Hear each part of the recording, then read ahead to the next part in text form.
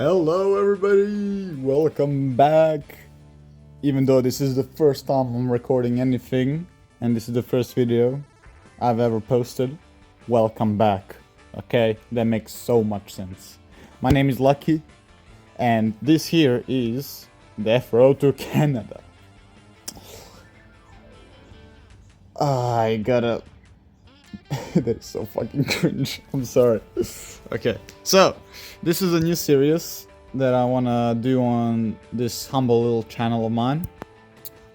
This is a game from my childhood I love very so much, and recently I realized they're making new updates for the game. Like, the game's been out for like 8 years or so, and they're now making a new update. It is so by the way, the update is so dope. Okay, I don't know words to explain how cool the update is. Like, it's so good.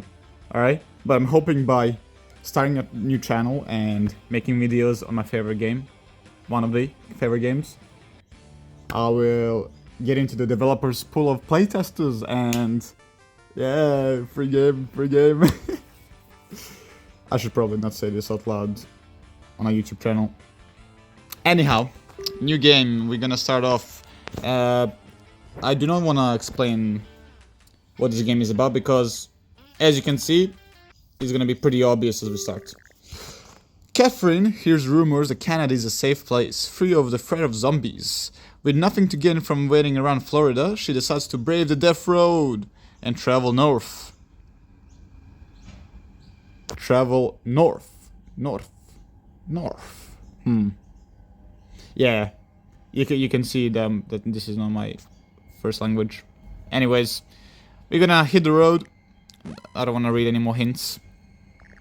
To start the journey, the group decides to grab some supplies from a nearby location.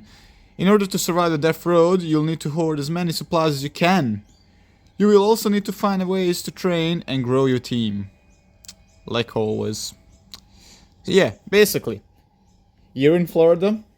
You start with your team of losers. Sometimes they're not losers, most often they are. In this case, I'm starting off with Catherine and Brianna.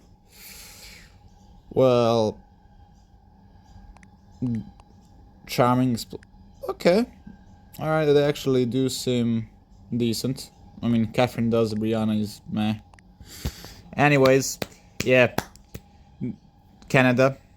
Canada is like the safe haven in this zombie apocalypse universe. Apocalypse. God damn it, I can't speak today. See what YouTube does to me? Alright. I need to practice. And let's go. Let's continue. I don't want to talk about this shit anymore. So, we start to journey off, and we have to decide what is our first stop. By the way, we're still in Florida, I presume, because that's where we started. We can choose from House on the Road, Quiet Factory, Rest Stop, or Walmart.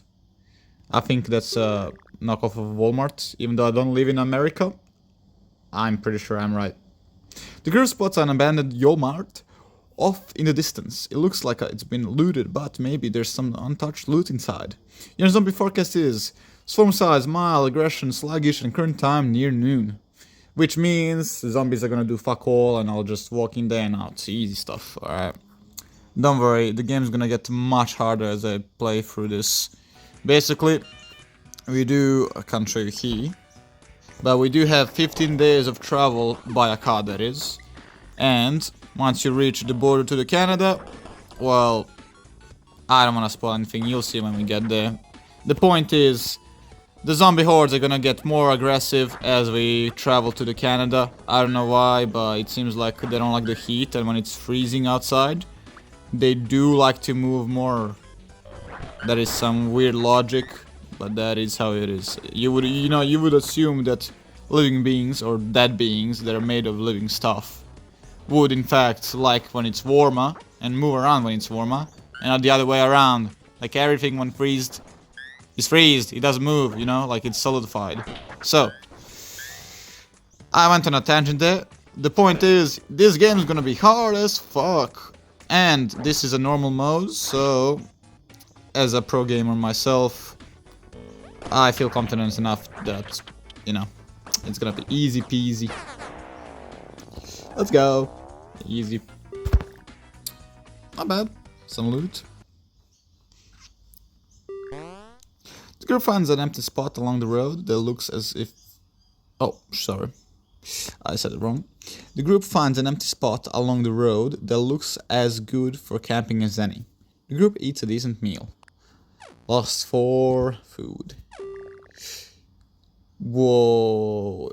Epic event. I like to call this legendary event because everything that has shiny letters, it means it's good or bad. It's usually good, but you have to know what to do. You just have to play the game a lot, like me, no life. Anyways, it's a dog poop that is on top of a box with a lot of food in it.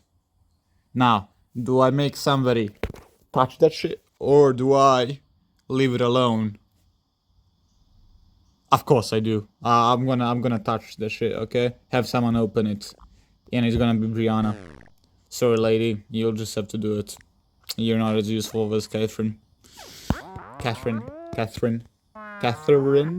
Yes, that's how you say it. The group drives into a city as it starts to get dark. Try not to lose track of time. Things can get bad after the sun sets. Yes, they can sure get bad, okay? Every single zombie is gonna know where you are, and they're gonna just chase you around the map, so it's gonna be terrible. Restaurant is good. You get some food. But at the beginning of the game, where difficulty is not so high, the amount of food you get is not gonna be so great. So a bookstore, I think, is a better trade-off. The bookstore gives you a book, and that book can upgrade the stats of all your characters. So we have strength, fitness, shooting, and we have medical and mechanical. And all of my characters in my team, that are currently only 2, they're gonna get an increase in one of their stats. Bro, why is the book always on the door? What? Is this a glitch or something? They're usually supposed to be random. Catherine finds a book in a good condition among the ruined magazines and books. The book's title is The Science of Shooting. Exactly what I said previously. Okay, so our character's gonna be better at shooting now. Hell yeah. Let's go back to the car. Usually you can always explore all of these buildings, but it's kind of boring, you know. It's kind of boring. I've done it a million times, and I'm not looking for a perfect playthrough. I'm just looking for a starting off playthrough. Yeah. The group now has the book, The Science of Shooting. Everyone gets a chance to read it and learn some new things. Brianna's shooting increased and Catherine's shooting increased. Also, when you increase your stats, most of the time, your stats are revealed. But sometimes, the game can be, nah, we're gonna mess with you, okay, we're not gonna show you your stats. So they'll still keep the stats like attitude, composure, and loyalty hidden, even though you increase them. Oh, it can be strength and fitness as well. Yeah, I don't know how honestly, I never realized, like, never figured out how it works. But I definitely should. I'm gonna stop here for now. I gotta get ready for work. Anyways, good talk to no one that's gonna watch this ever. I appreciate all the support I can get from nobody. And peace out. Bye.